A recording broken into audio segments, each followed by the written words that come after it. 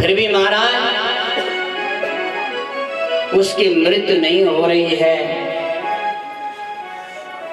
उसके प्राण नहीं जा रहे हैं। अश्वस्थामा आया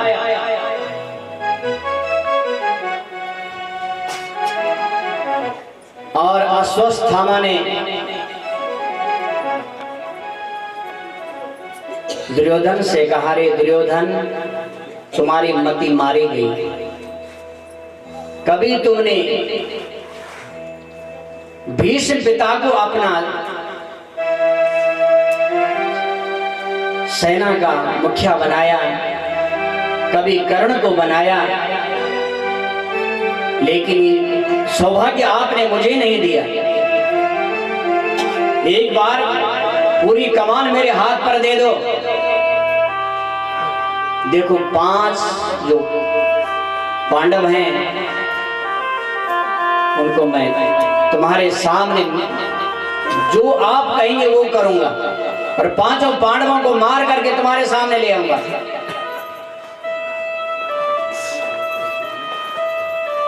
दुर्योधन ने अश्वस्थामा पर तिलक लगाया, महाराज सेना अधिपति बना दिया।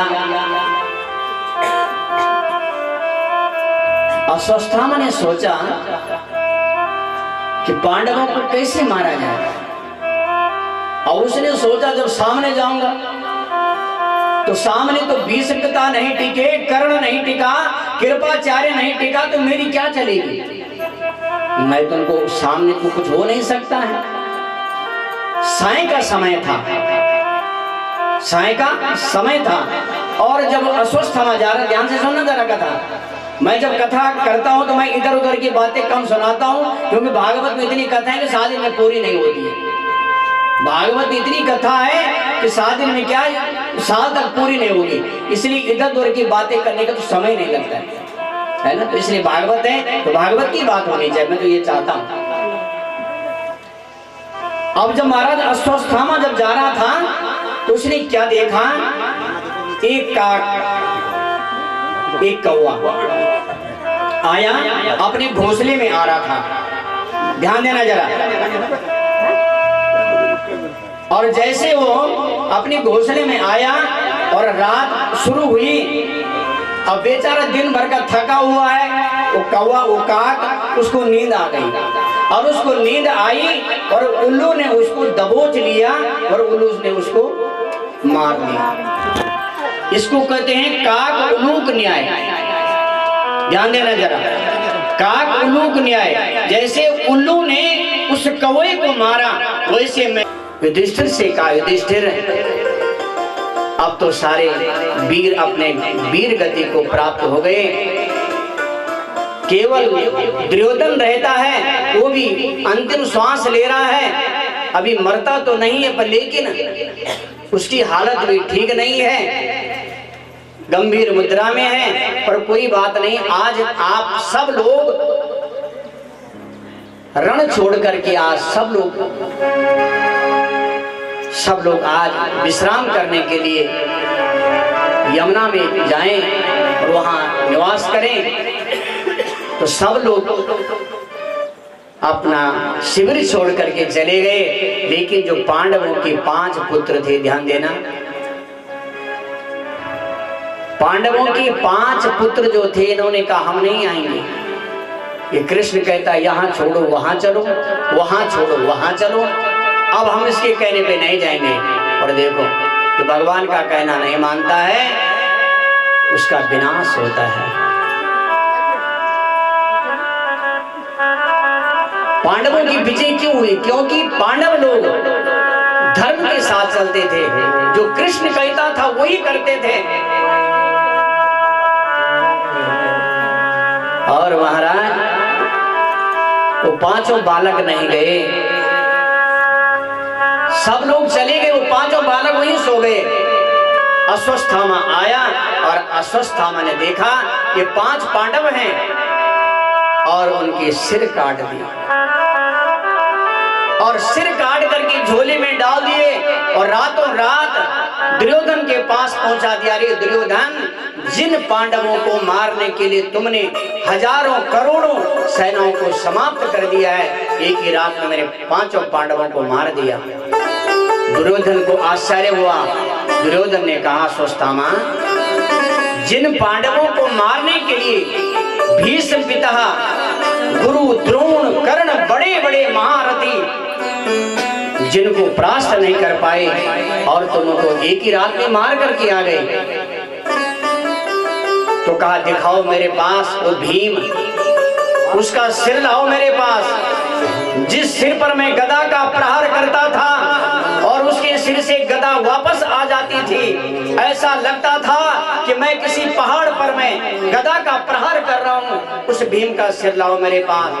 जब महाराज वो पोटली खोली, उसमें जो भीम का पुत्र था उसका जब सिर दिया और दुर्योधन ने उस सिर को जैसे दोनों हाथों के बीच में उसको मसल दिया, दुर्योधन जान गया, अरे दुष्ट, हे अश्वत्थामा, ये भीम का सिर बिल्कुल नहीं हो सकता है। वो भीम का सिर ऐसा वज्र का सर है। अरे ये तो भीम का पुत्र, अरे दुष्ट, तो इन्हें ऐसा क्यों किया? इनसे हमारा कोई द्वेष नहीं था। पहले तो दुर्योधन को बहुत खुशी हुई कि 5 पांडव मर गए और थोड़ी देर में उसको लगा कि पांडव नहीं मरे, आज हमारा वंश ही समाप्त हो गया। उसको दुख भी हुआ। तो दुर्योधन के लिए वरदान था, जिस दिन दुख और सुख तेरे सामने एक ही बार आ जाए उस समय तेरी मृत्यु हो जाएगी। दुर्योधन ने अपना शरीर छोड़ दिया। प्रातः काल पांडव लोग द्रौपदी सहित जब अपने शिविर में आए, महाराज, मां द्रौपदी ने देखा मेरे 5 पुत्र मरे हुए हैं। माता शिशूना निधनम सुताना, माता शिशूना निधनम सुताना, निशम्य घोरम परितप्यमाना, निशम्य घोरम परितप्यमाना, तदा रुदत्वास्म कुलाकुलाक्षी तां शान्तवन्या किरीटमाली, माता शिशूनां निधनं सुताना। जैसे मां ने सुना माता शिशूनां निधनं सुताना, मेरे पुत्रों का निधन हो गया है, मेरे पुत्रों की मृत्यु हो गई है, विलाप करने लग गई द्रौपदी, बिलखने लग गई, अपनी छाती को फाड़ने लग गई, अपने भाग्य को कोसने लगी। हे विधाता, हे मेरे प्रभु, क्या हो गया?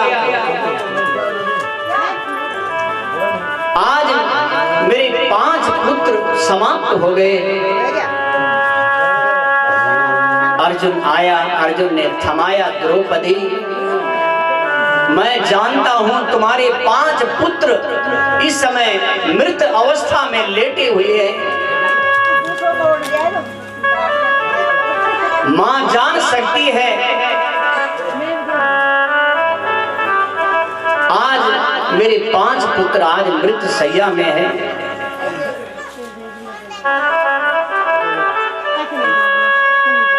अर्जुन जी आए और कहा, देवी चिंता मत करो,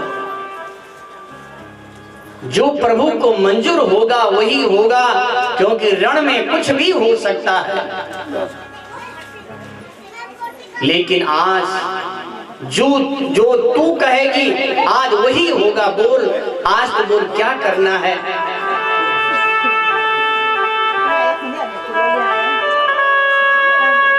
अर्जुन ने महाराज अपना ब्रह्मास्त्र उठाया और तुरंत अश्वत्थामा को पकड़ दिया और पकड़ करके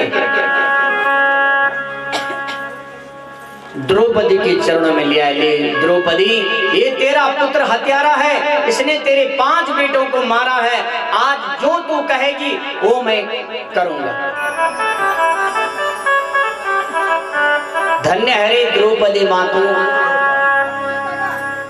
अर्जुन से कहा, हे अर्जुन, मेरे 5 पुत्र तो अब दुनिया में नहीं रहे, और यदि गुरु के पुत्र को मारने से मेरे 5 पुत्र वापस आ जाएंगे, तब तो गुरु के पुत्र को मार दो। यदि मेरे 5 पुत्र वापस नहीं आएंगे तो क्या फायदा है। और दूसरी बात यह है, सरहस्यो धनुर्वेदा सविसर्गोपसंयमः।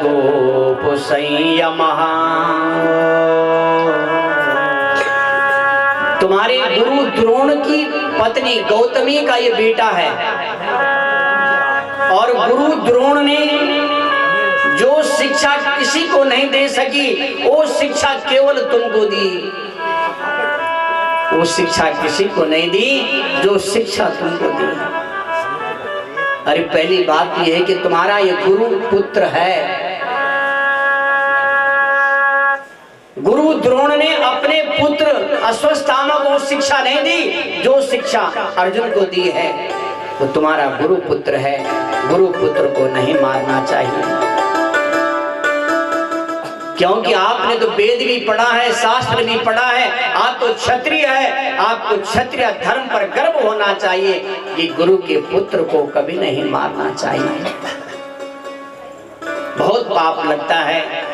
अरे ऐसी नीतिवान, ऐसी ज्ञानी, 5 पुत्र सामने पड़े हुए हैं और ऐसा ज्ञान आ रहा है महाराज। देखो, अरे आप लोगों का थोड़ा नुकसान हो जाता है, किसी के पशु खेत में चले जाए, यानी करते हाथ उन्हें कि महाराज यानी हुआ है ना, बोला ना क्या से शिक्षा प्राप्त कर। 5 पुत्र मृत सैया में है, फिर भी ज्ञान हो रहा है कि बिल्कुल नहीं, इसको मत मारो।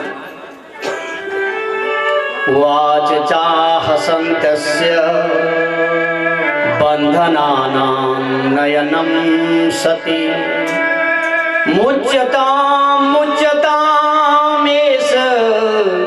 ब्राह्मणो नितरां गुरु, ब्राह्मणो नितरां गुरु। मुच्यतां मुच्यतामेष, छोड़ दो महाराज, ये ब्राह्मण पुत्र है। मुच्यतां मुच्यतां, छोड़ दो, इसको मत मारो। क्योंकि माँ गौतमी का हृदय क्या बोलेगा मैं जानती हूँ, क्योंकि मेरे 5 पुत्र मेरे सामने मरे हुए हैं, और यदि गौतमी के पास, मेरे पास तो 5 सहारा है, 5 पति हैं, लेकिन गुरु माता के पास कोई सहारा नहीं है, केवल इसी का सहारा है। वो सहारा भी उसका चला जाए तो बिना पुत्र के कैसे रहेगी। इसलिए मुच्यताम मुच्यताम ईशा, छोड़ दीजिएगा महाराज। अब तो अर्जुन धर्म संकट में पड़ गया, ये पापी है, दुराचारी है, और द्रौपदी कहती इसको छोड़ दो। अपने भाई के पास गई, युधिष्ठिर के पास, भैया क्या करूं मैं, आप धर्मज्ञ हैं, धर्म भीरू है, धर्म को जानने वाले हैं, क्या करना चाहिए मुझे। युधिष्ठिर ने कहा, अर्जुन ऐसा करो कि हमारे कुल में कोई कालिमा न लग जाए, कोई कलंक का टीका न लग जाए, बस ऐसा काम करना, नीति से काम लेना, कुछ आपसे अनर्थ न हो जाए। फिर अर्जुन भीम के पास भी गए। भीम भी बड़ा भाई है ना, बड़ा भाई चाहे अनपढ़ हो, गंवार हो, उसकी भी हमेशा आज्ञा लेनी चाहिए। उससे भी पूछना चाहिए। भीमसेन आप बताओ क्या करना चाहिए, मारना चाहिए कि छोड़ना चाहिए? भीम ने कहा, क्योंकि भीम तो महाराज फौज के ब्रिगेडियर साहब हैं, वो तो आदेश करते हैं कि जो जैसा करता है उसके साथ में वैसा ही करना चाहिए। सठम साठम समाचरे, दुष्ट के साथ में दुष्टता करना कोई पाप नहीं है। इसने हमारे 5 बेटों को मारा है, इसलिए इसको मौत के घाट उतार दिया जाए। अर्जुन धर्म संकट में पड़ गया, क्या करूं? भीम जी कहते कि मार दो। युधिष्ठिर कहता है कि जो शास्त्र कहता है, जो धर्म कहता है, जो नीति कहती, मर्यादा कहती, वो करो। द्रौपदी कहती है कि इसको मत मारो, ये गुरु का बेटा है। तो क्या करना चाहिए? यदि जीवन में धर्म संकट आ जाए तो कहाँ जाना चाहिए, क्या करना चाहिए? जब जानकी जी का विवाह हो रहा था, राम जी ने तो जयमाला डाल दी सीता को। सीता जी जयमाला डालना चाहती है, लेकिन राम जी थोड़ा सा मजाक में आ गए। वैसे हमारे राम जी मजाक तो नहीं करते हैं, सीधे साधे हैं, फिर भी राम जी ने अपना सिर ऊपर कर दिया है।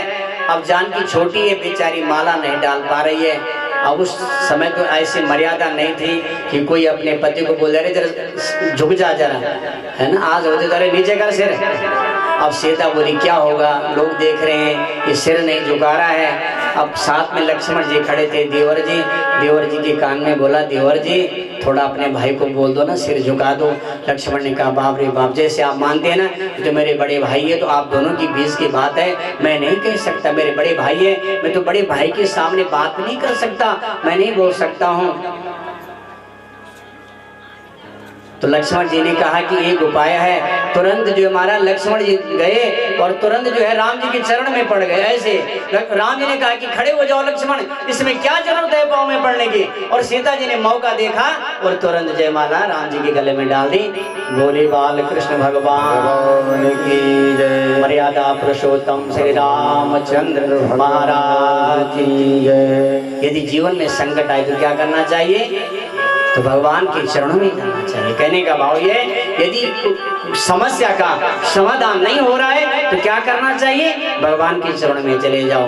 अब अर्जुन ने सोचा क्या करूं मैं, तो अर्जुन भगवान के पास चले गए, सामने खड़े थे। प्रभु आप बताओ अब क्या करूं मैं, इसको मारूं कि छोड़ूं, क्या करूं? भगवान ने कहा, अर्जुन आज तेरी परीक्षा है। मैंने तुझे रणभूमि में 18 अध्याय गीता के सुनाए हैं ना, आज तेरी परीक्षा है। और परीक्षा के दिन कोई शिक्षक बताता नहीं, ध्यान देना, है ना। आगे पीछे पूछ लो तो गुरुजी बता देंगे, हाथ में पेपर है, आप पूछेंगे कि गुरुजी इसका उत्तर क्या है, तो गुरुजी कभी नहीं बताएंगे कि भाई आज तेरी परीक्षा है, आज कोई नहीं बताता है। तो भगवान ने कहा आज तेरी परीक्षा है, इसलिए मैंने तुम्हें गीता पढ़ाई है। लेकिन यदि प्रश्न समझ में नहीं आ रहा हो तब आप गुरुजी को पूछ सकते हैं कि गुरुदेव ये प्रश्न समझ में नहीं आ रहा है, इसका ये पूछना क्या चाह रहा है। तो हाँ, ये मैं आपको बता सकता हूँ लेकिन उत्तर नहीं दे सकता हूँ। तो भगवान ने कहा, ब्रह्म बंधुर्न हन्तव्यः आततायी पदार्हणम् मयेवो भयनात्मानं परिपाह्यानुशासनम। भगवान ने कहा, देख अर्जुन, ब्रह्म बंधुर्न हन्तव्य, पहली बात तो यह है कि ब्राह्मण को नहीं मारना चाहिए। ध्यान देना, जरा ध्यान से सुनना प्रश्न, ये प्रश्न कर रहे हैं भगवान। ब्रह्म बंधुर्न हन्तव्य, ब्राह्मण को नहीं मारना चाहिए। और दूसरा कि प्रश्न क्या कहा? आततायी बधारणम्, दुष्ट को छोड़ना नहीं चाहिए, ब्राह्मण को मारना नहीं और दुष्ट को छोड़ना नहीं। अब तो महाराज अर्जुन ने कहा, महाराज गुरुदेव आपने मुझे और भी संकट में डाल दिया कि ब्राह्मण को मारना नहीं और दुष्ट को छोड़ना नहीं। अब तो और भी गड़बड़ हो गया, ये तो ब्राह्मण है, आपने बोले इसको मारना नहीं, फिर आपने कहा कि दुष्ट को छोड़ना नहीं। आपने तो दोनों बात बोल दी है, इसको मारना भी नहीं है और इसको महाराज छोड़ना भी नहीं है। तो कहा इसलिए आपको पढ़ाया है, आपको क्या करना चाहिए। जो दुष्ट होता है, जो आतताई होता है, उसको मार देना चाहिए, है ना। दुष्ट को तुरंत मार देना चाहिए। यदि उसको आपने पकड़ लिया है ना, तो उसको तुरंत महाराज उस पर शूट कर दो, उसको मार दो। यदि आपने केस आगे डाल दिया तो कानून के हाथ में चला जाएगा, और कानून के हाथ बड़े लंबे होते हैं महाराज। कई सालों का मुकदमा चलता रहेगा और आतताई एक दिन जेल से छूट करके फरार हो जाएगा। इसलिए तुरंत जो आतताई होता है उसको वहीं पर शूट कर दो, उसको समाप्त कर दो। तो कहा कि दुष्ट को छोड़ना भी नहीं चाहिए, दुष्ट को छोड़ना नहीं चाहिए। अब अर्जुन ने सोचा क्या होगा। अब अर्जुन ने तो गीता पढ़ी थी कि परम बंधुर न हंतव्य, ब्राह्मण को मारना भी नहीं और इसको भी मारना भी है, तो कैसे मारे। अर्जुन ने महाराज तुरंत उसके सारे बाल काटे, सिर भद्र कर दिया, उसका मुंडन कर दिया, और उसके माथे पर एक मणि थी, सोने की मणि, उस मणि को उतार दिया और इसके मुख पर काली मां पहना दी, और इसको महाराज यहाँ से निकाल दिया है। यदि कोई महाराज समाज में कोई बहुत बड़ा व्यक्ति हो और समाज में यदि उसकी अपकृति हो जाए तो महाराज समझो कि उसकी मृत्यु हो गई, है ना। समाज में से यदि वो गिर जाए, संभावित कहूं अपजस लाहो, संभावित कहूं अपजस लाहो, संभावित कहूं अपजस लाहो। जय हो अपजस लाहो, मरणे कोटि सम दारुण दाओ, मरणे कोटि सम दारुण दाओ, संभावित कहूं अपजस लाहो। सब लोग गए भाव से अपजस लाहो, मरणे कोटि सम दारुण दाओ।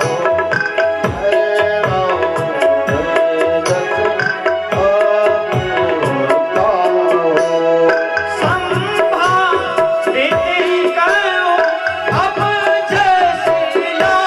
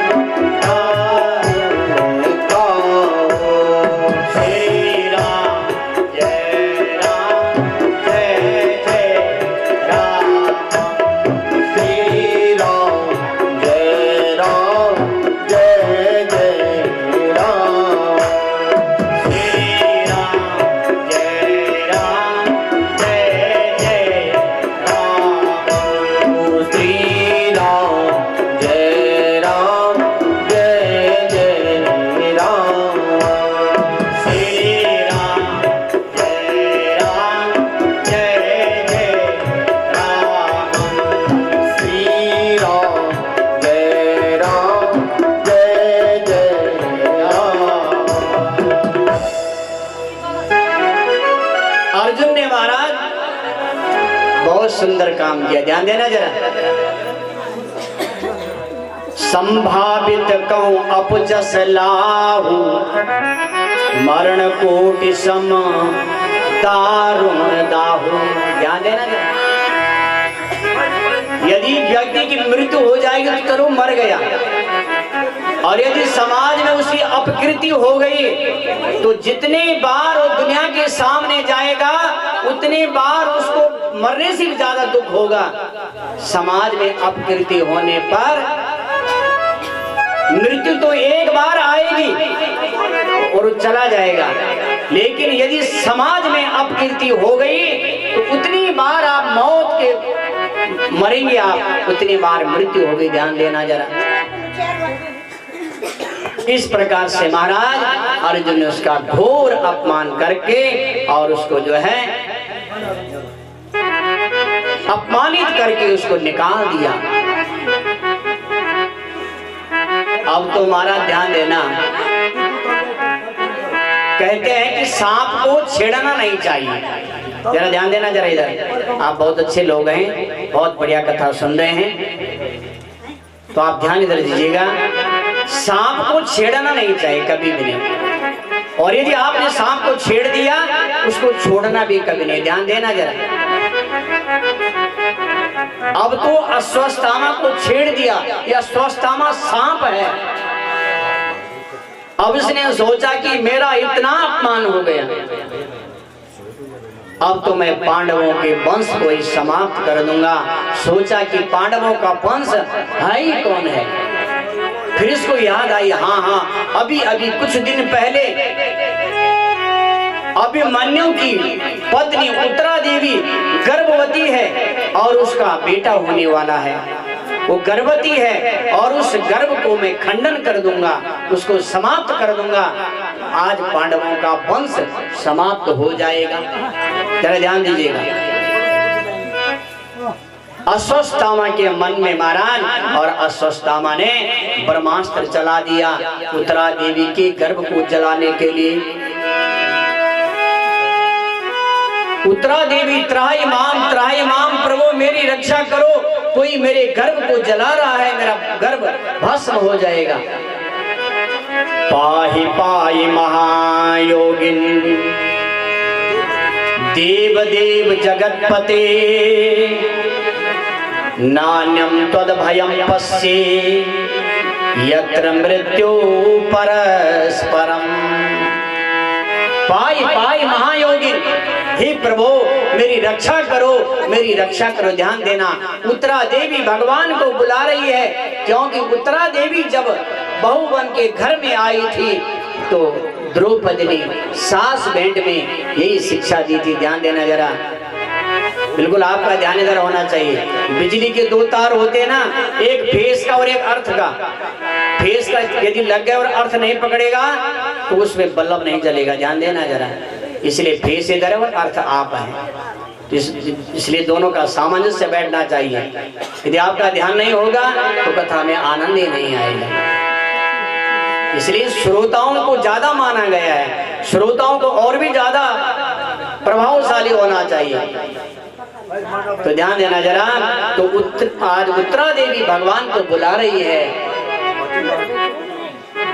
द्रौपदी पर जब संकट आया तब उसने रिश्तेदारों को बुलाया, पति को बुलाया, द्रोण को बुलाया, भीष्म को बुलाया, कोई नहीं आया। और आज उत्तरा देवी पर संकट आया, उसको मालूम था कि कोई आने वाला नहीं है, तुरंत भगवान को बुलाया। पाहि पाहि महायोगिन। यहाँ पर बातें मत करने दो, जो यहाँ पर लड़के हमारे, जो यहाँ के लड़के हैं जो आते हैं उनको बोलो यहाँ पर इतनी देर तक बातें नहीं करनी, परिक्रमा 1 मिनट में हो जाती है।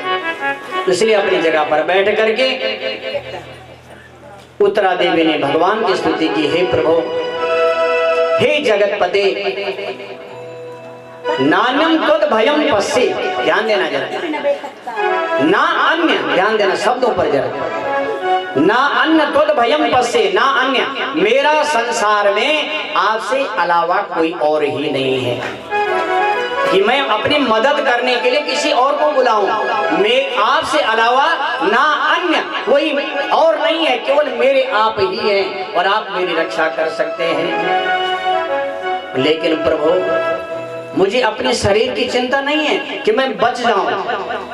जहां हमारे महाभारत में हमारे इतने वीर लोग वीर गति को प्राप्त हो गए, एक मैं भी चली जाऊं तो कोई बड़ी बात नहीं है। लेकिन प्रभु, मेरी अबला की एक आस है।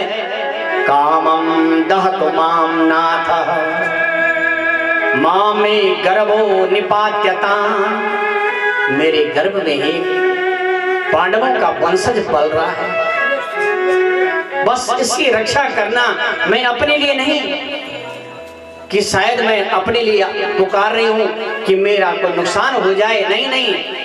कामम दहतु माम नाथ, हे नाथ, मेरी एक ही कामना है। मां में गर्भो निपात्यता, मेरा गर्भ खंडित न हो जाए, मेरा गर्भ गिर न जाए, उसकी रक्षा करने मेरे गोविंद आप आ जाओ। भगवान कृष्ण द्वारिकाधीश उत्तरा देवी के सामने खड़े हो गए। धन्य हरि उत्तरा देवी। भगवान ने कहा, बहु रानी, वैसे तो उत्तरा देवी भगवान की भक्ता है। क्या है? भक्ता। पर लेकिन एक तरफ से सांसारिक और आध्यात्मिक रिश्ता भी है। ये भक्ता है और लौकिक रिश्ता है। ये भांजे की बहू है। कृष्ण और उत्तरा देवी भगवान कृष्ण को महाससुर कहती है। क्या कहती है? मम ससुर महाससुर। अब हमारी यहाँ प्रथा है कि भाई जो मामा होता है और वो तो भांजे की बहू है तो उस पर अपनी छाया भी नहीं डालते, परछाई भी नहीं डालते, है ना? ऐसा रिवाज था। तो इधर से मर्यादा का पाठ देख रहे हैं, दूर से खड़े हैं और एक रूप से साधारण रूप लेकर के सूक्ष्म, अति सूक्ष्म रूप धारण करके उत्तरा के गर्भ में चले गए। ध्यान देना, भगवान किसी के गर्भ में नहीं गए। कौशल्या के गर्भ में भी भगवान नहीं गए। भगवान प्रकट हुए।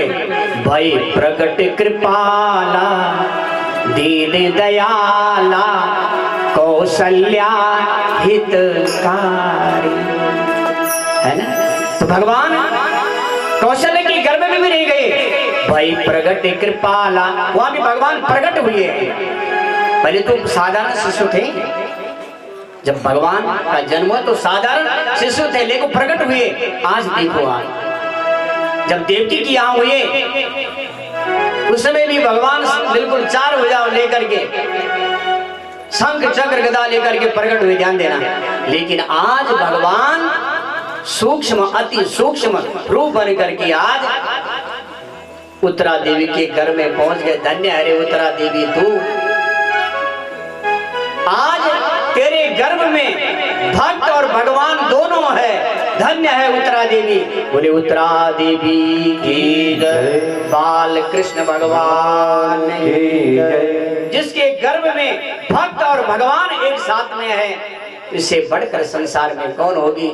इसलिए उत्तरा देवी आज भी हमारे इतिहास में, हमारे पुराणों में, जिसके गर्भ में भक्त और भगवान है, और भगवान ने उस शिशु की रक्षा की। महाराज, वो शिशु अभी होगा जिसने सारी भागवत श्रवण की है, सारी कथा सुनी है, उसका प्राकट्य, उसका जन्म होगा और भगवान ने उसकी रक्षा की। महाराज, भगवान ने कहा, बेटी, एक तरफ से बाहर खड़े हैं और एक तरफ से अपने, यहाँ पर विद्वानों का अलग अलग मत है। किसी ने कहा कि भगवान ने अपने सुदर्शन चक्र से उसका ब्रह्मास्त्र काटा, कोई कहते अपनी गधा से उसकी रक्षा की है, लेकिन भगवान ने उस बालक की रक्षा की। और इधर से बाहर मर्यादा का पाठ कर रहे हैं, मर्यादा से खड़े हैं हमारे गोविंद जी। और इसके बाद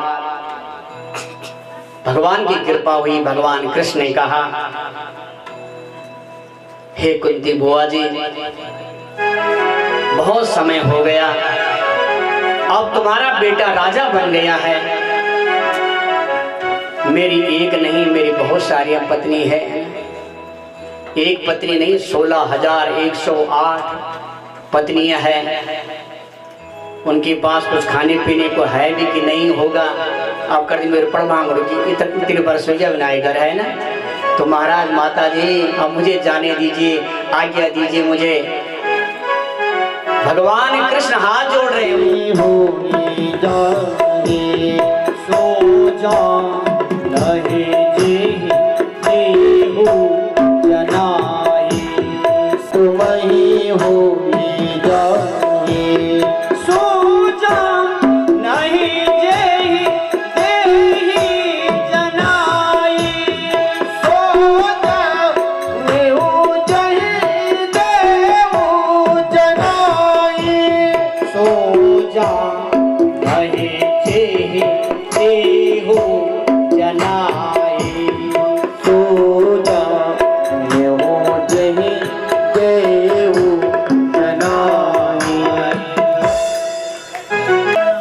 प्रभु।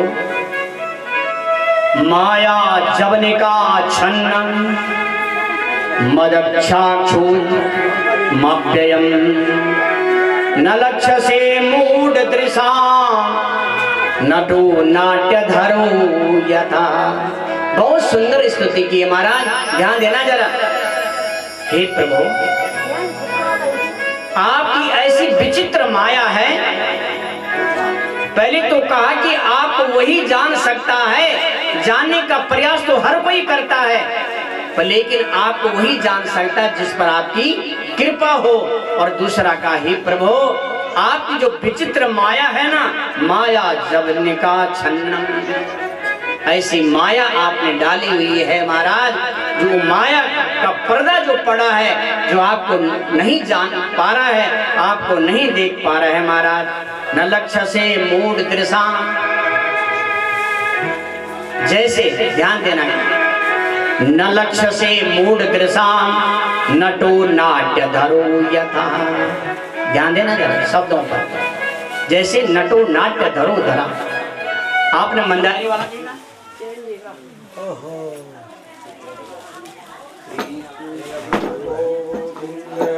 ये नहीं कहा कि तुम्हारे अंदर जो कायरता है उस कायरता को समाप्त कर दो, नहीं कहा।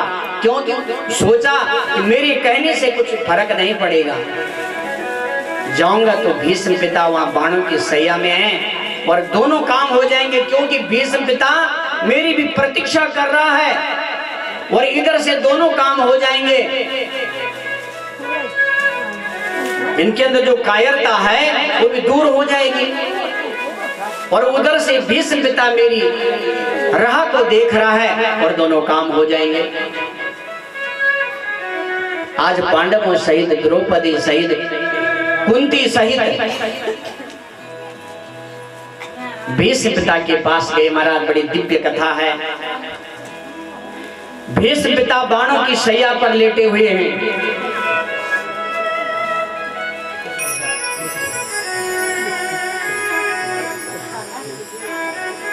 कुंती माँ ने भगवान से एक प्रार्थना की, हे कृष्ण,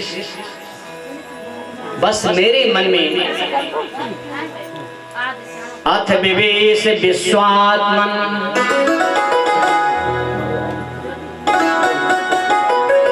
विश्वमूर्ति स्वकी, इसने पास में मम छिंदी दृढ़म पांडु सुकृष्ण सु।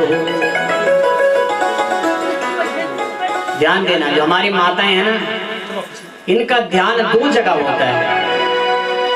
शायद आपका भी होता होगा। दो जगह कहां कहां होता है?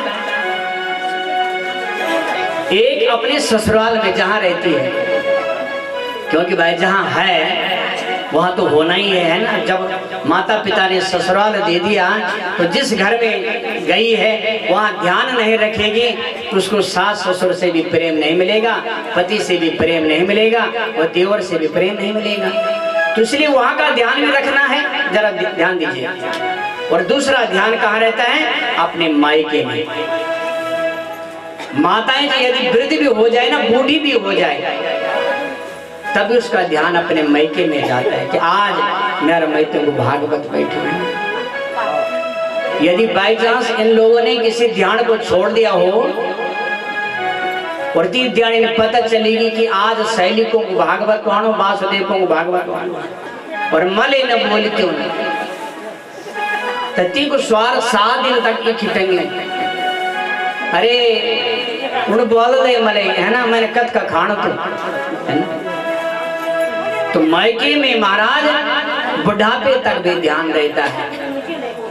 तो आज कुंती माँ कह रही है भगवान कृष्ण से, इसने पास मिमं छिंदी दृढ़म पांडुस कृष्णसु। हे मेरे गोविंद, जो इसने मानी जो प्रेम का ये बंधन है पांडुसु और पांडवों में और कृष्णसु मानी जो अपने मायके में जो मेरा ये बंधन है, इस डोर को आज काट दो बस, और इस डोर को काट करके अपने चरण में लगा दो मेरे गोविंद। और सब लोग भीष्म पिता के पास चले गए। और जैसे भगवान भीष्म पिता के पास पहुंचे, बहुत दिव्य कथा है। और भीष्म पिता ने देखा, सदैव देवो भगवान प्रतीक्षतां कलेवरं यादवं हिनोम्यहम् प्रसन्नहासा ऋणलोचनो लस मुखाम्बुजो ध्यान पथश्चतुर्भुजम्। भीष्म पिता ने कहा पहले, हे प्रभु, हे भगवान प्रतीक्षता, बस यही मैं देख रहा था, आपकी प्रतीक्षा कर रहा था। और देखो आज तक मैंने आपकी प्रतीक्षा की, कब मेरे गोविंद आएंगे और कब मैं अपना शरीर छोड़ूंगा। आज सुंदर माघ का महीना, शुक्ल पक्ष उत्तरायण एकादशी का दिन, भीष्म पिता 6 महीनों तक बाणों की सैया पर लेटे रहे, प्राण नहीं छोड़ रहे हैं। क्यों नहीं छोड़ रहे हैं? कि भगवान अभी आए नहीं, भगवान की प्रतीक्षा कर रहे हैं। इसलिए भगवान कह रहे हैं, सदैव देवो भगवान प्रतीक्षताम।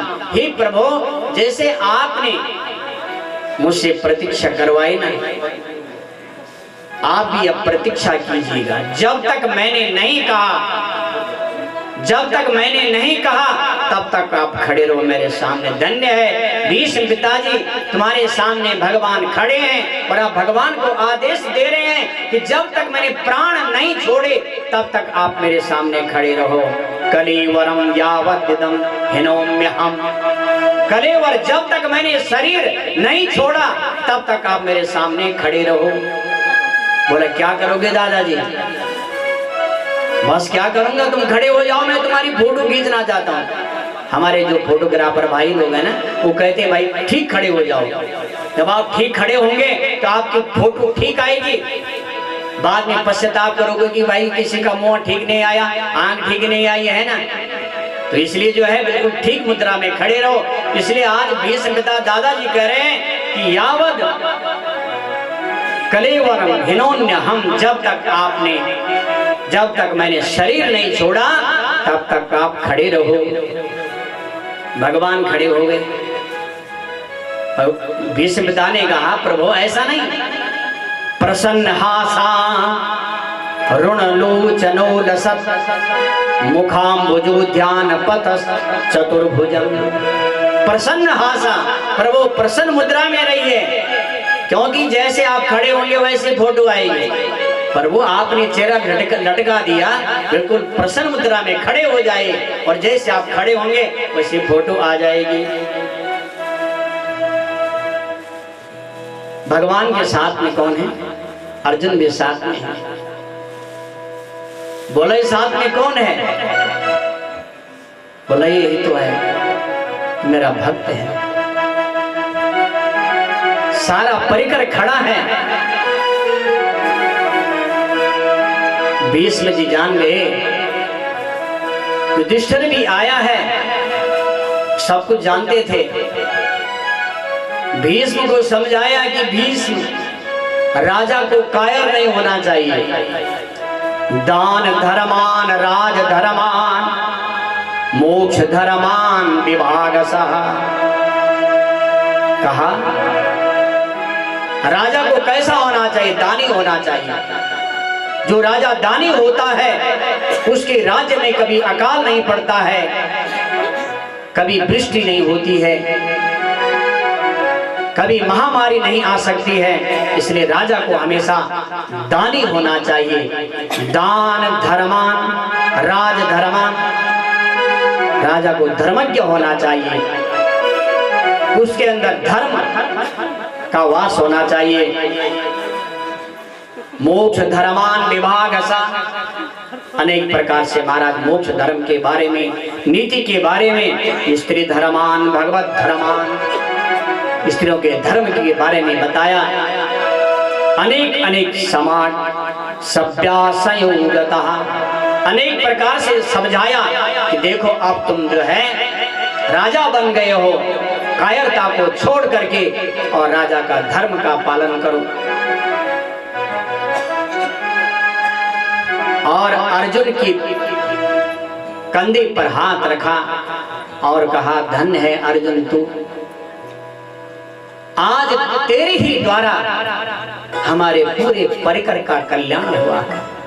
यदि तू नहीं होता तो हमारे पूरा परिवार का कल्याण नहीं होता है, क्योंकि तूने सच्चे भाव से कन्हैया को अपना मित्र बनाया है।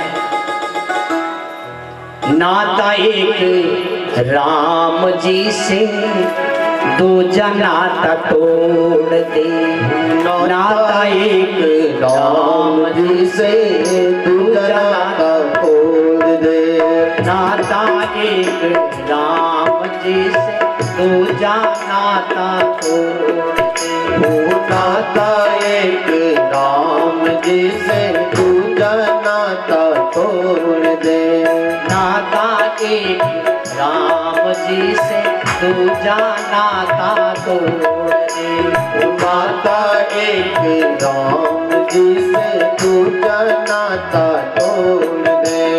सीताराम सीताराम सीताराम कहिए, सीताराम सीताराम सीताराम कहिए, सीताराम सीताराम सीताराम कहिए, सीताराम सीताराम सीताराम कहिए।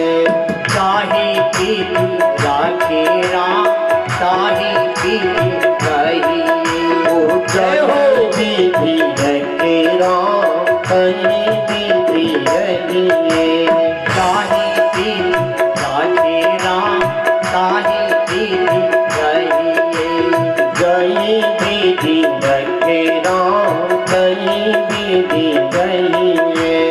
नाता एक राम जी से दूजा नाता तोड़ दे, नाता एक राम जी से दूजा नाता तोड़ दे, नाता एक राम जी से दूजा नाता तोड़ दे, नाता एक राम जी से दूजा नाता तोड़ दे। धन्य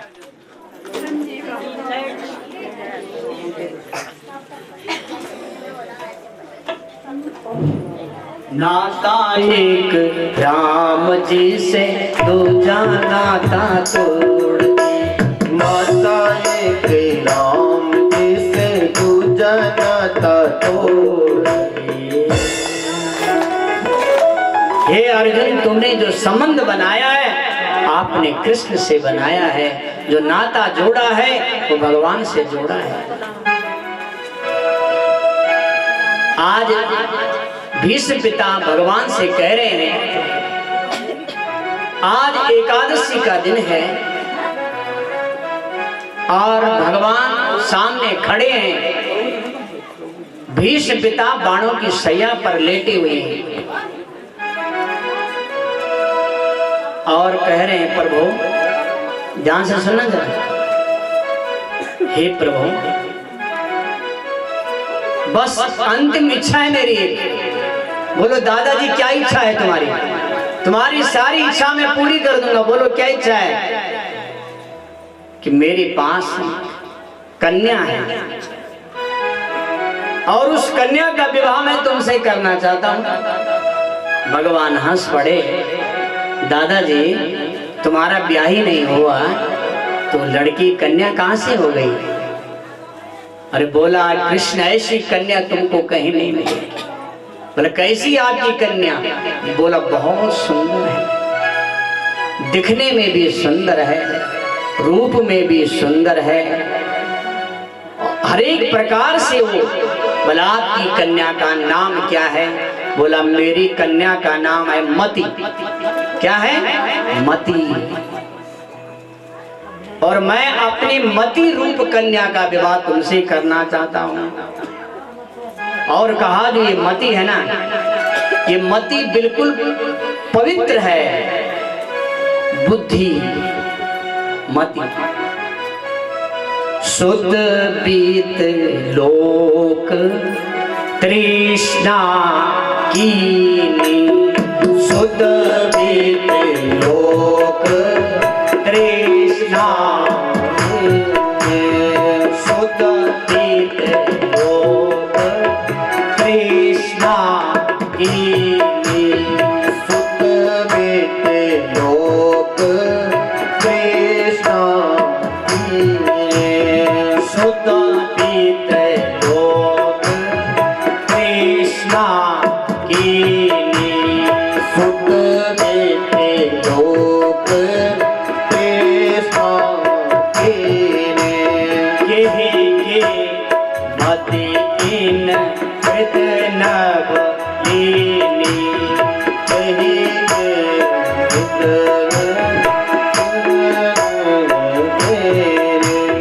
शुद्ध पीत लोक तृष्णा कीनी, शुद्ध पीत लोक तृष्णा कीनी।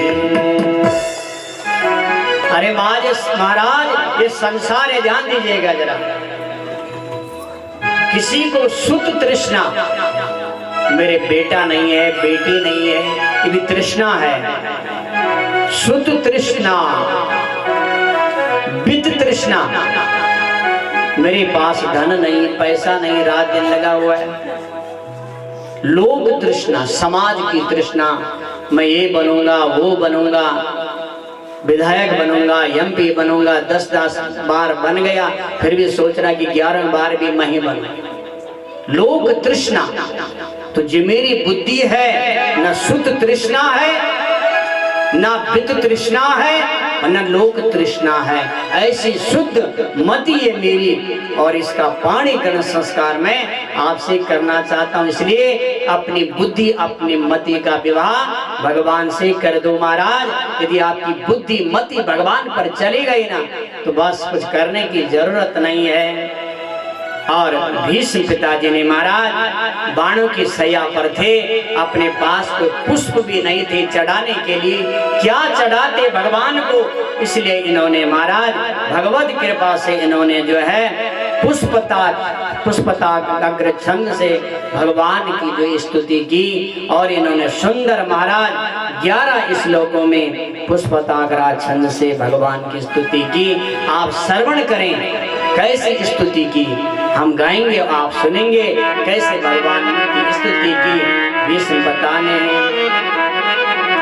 इति मति रूप कल्पिता भी तृष्णा, भगवती सात्वत पुंगवी भूमि, स्वसखम उपगति क्वचित विहरतुम, प्रकृतिमोपेयसि यद्भवा प्रवाह, त्रिभुवन कमलं कमाल वर्णम, रविकर गौरव रामवरं दधाने, वपुरलकल कृतानं नवाभ्यं विजय सखे रथ रवस्तुनि नवत्था योजित रग रजो विधुम्र विश्व चलित सर्मवाज कृतांगजे मम निशित सरे विवध्यमाना।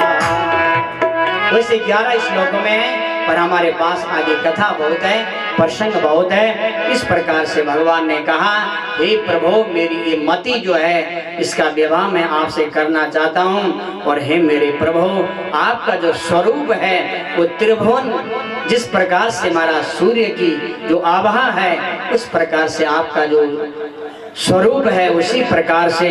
और हे प्रभु तमाल वर्णम जो आपका ये वर्ण है। और हे मेरे प्रभु कहाँ तक मैं आपकी स्तुति करूं। जब आप अर्जुन का रथ हाँक रहे थे,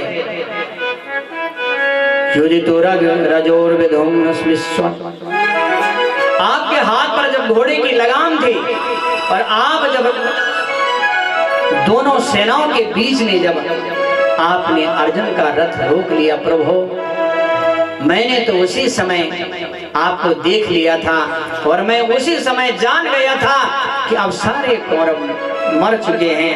हे प्रभु हे मेरे प्रभु केवल जैसे आपने सबको टुकुर टुकुर करके देखा ना तो उसी समय सब मृतक हो गए थे।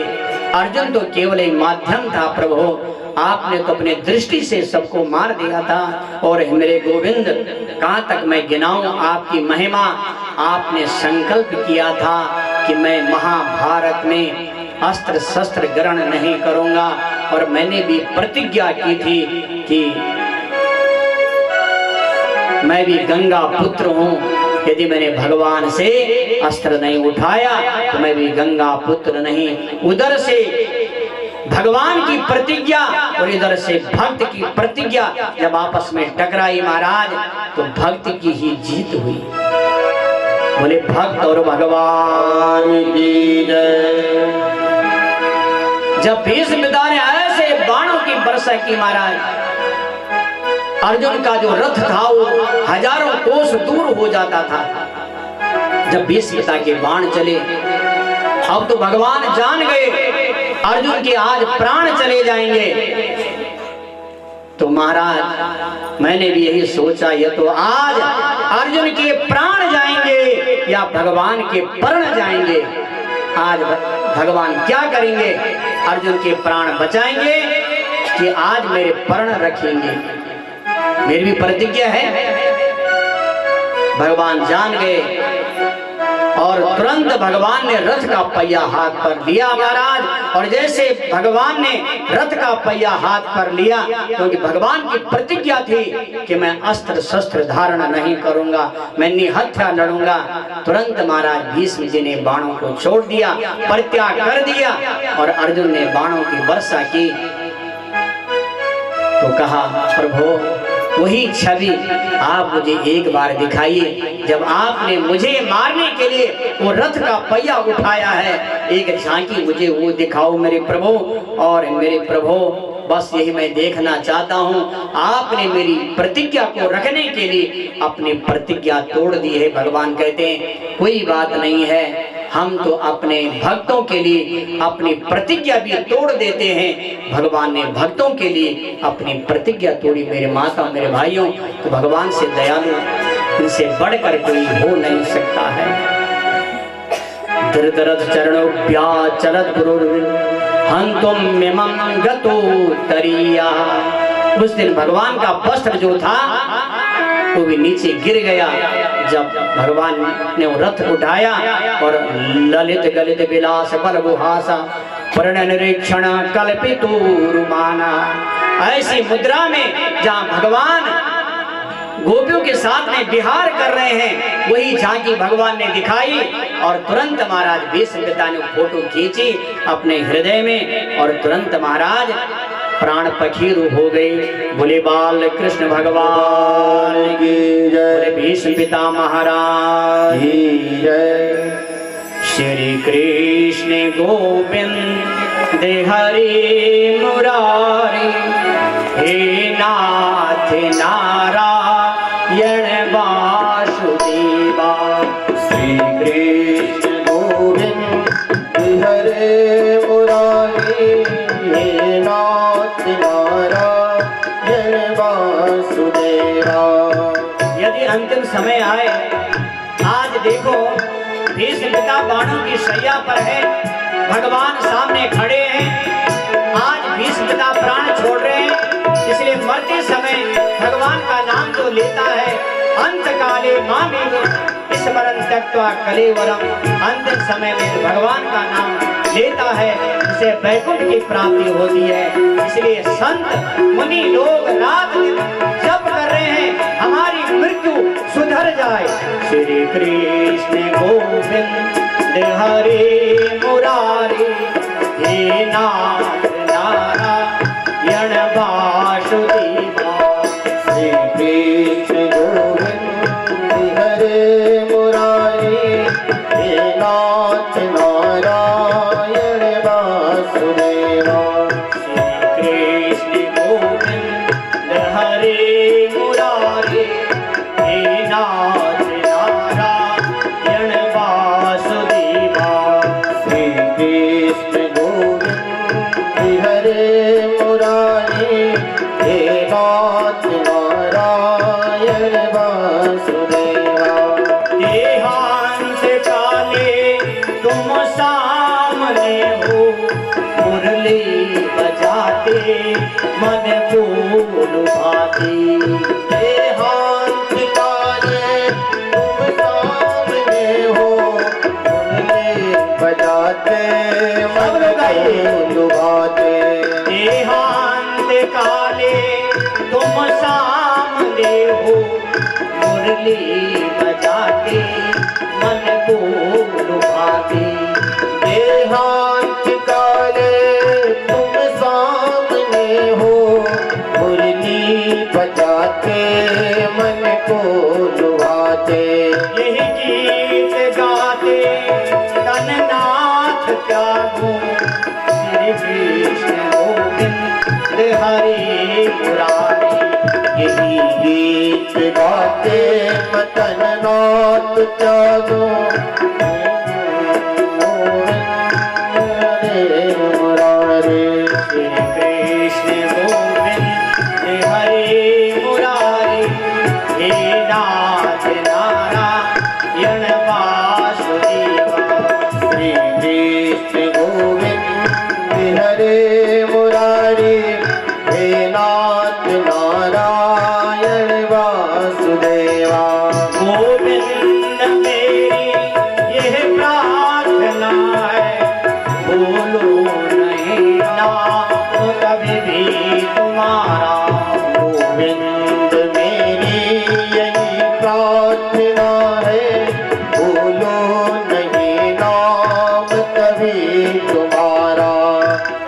कृष्ण गोविंद हरे मुरारी हे नाथ नारायण वासुदेवा। सब लोग आइए। कृष्ण गोविंद हरे मुरारी हे नाथ नारायण वासुदेवा। इस काम होगे दिन रात गाओ, इस काम हम होगे दिन रात गाओ। श्री कृष्ण गोविंद हरे मुरारी। श्री कृष्ण गोविंद हरे मुरारी। श्री कृष्ण गोविंद हरे मुरारी हे नाथ नारायण वासुदेवा। श्री कृष्ण गोविंद हरे मुरारी हे नाथ नारायण वासुदेवा। बाल कृष्ण भगवान भगवान की जय।